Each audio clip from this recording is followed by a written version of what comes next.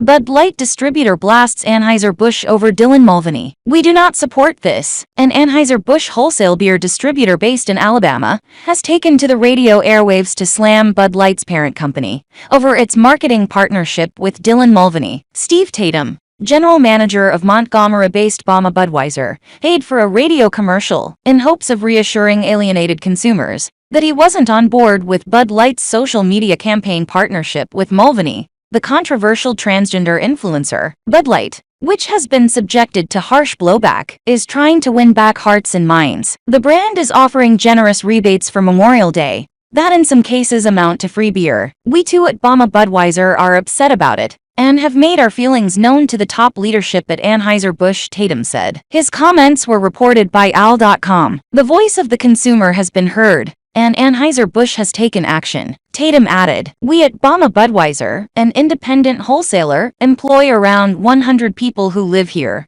work here, and our children go to school here. We do not, and as I said before, did not support this issue involving Dylan Mulvaney." Tatum referred to Bud Light's decision to place 2 marketing executives on leave. He also referred to the custom can of Bud Light bearing Mulvaney's likeness. An image of the commemorative can, which was made to mark the anniversary of her transition from a man to a woman, was posted to Mulvaney's social media account, which numbers millions of followers. There was one single can made, Tatum said in the ad. It was not for sale and wasn't properly approved. As a result, the Bud Light brand has new leadership. Tatum continued, "Dylan Mulvaney is not under contract with Bud Light. The videos you may have seen are Mulvaney's own social media posts that went viral, and many web-based news outlets have distorted the story," he said in the ad. "You deserve to know the truth, and life is too short to let a couple of individuals decide what you can eat or drink or spend your hard-earned money on. And remember, making friends is our business, not enemies." Steep drops in sales of Bud Light continued to worsen for the 6th consecutive week,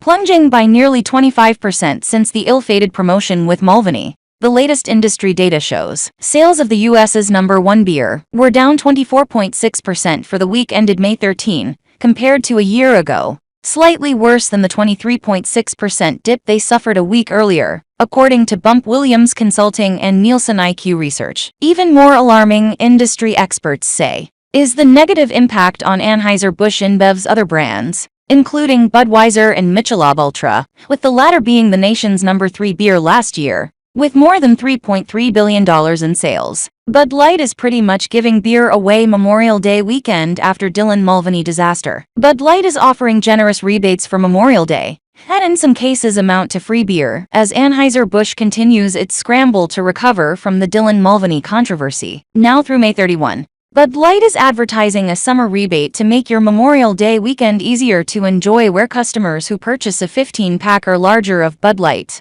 Budweiser Select or Budweiser Select 55 will receive a $15 rebate. For reference, a 15-pack of Bud Light is listed for $12.99 on Target's website, the same price as a 15-pack of Budweiser. The rebate will be paid via a digital prepaid card. According to Bud Light's site, customers must provide a proof of purchase, an image of the case's barcode, and of their receipt to get the prepaid card mailed to their home address. Up to 2 rebate submissions can be made through the end of the month, one between May 17 and May 23, and another between May 24 and May 31. According to the terms and conditions, the offer is also available for packs of Budweiser Select, a light lager-style beer, and Select 55, a golden lager made with caramel malt. The rebate offer comes as Bud Light sales have worsened for the 6th consecutive week since April 1, when trans influencer Mulvaney shared an Instagram post of a custom Bud Light can the Anheuser-Busch brand sent her to celebrate 365 days of girlhood. Rebates have already been offered on Bud Light by individual vendors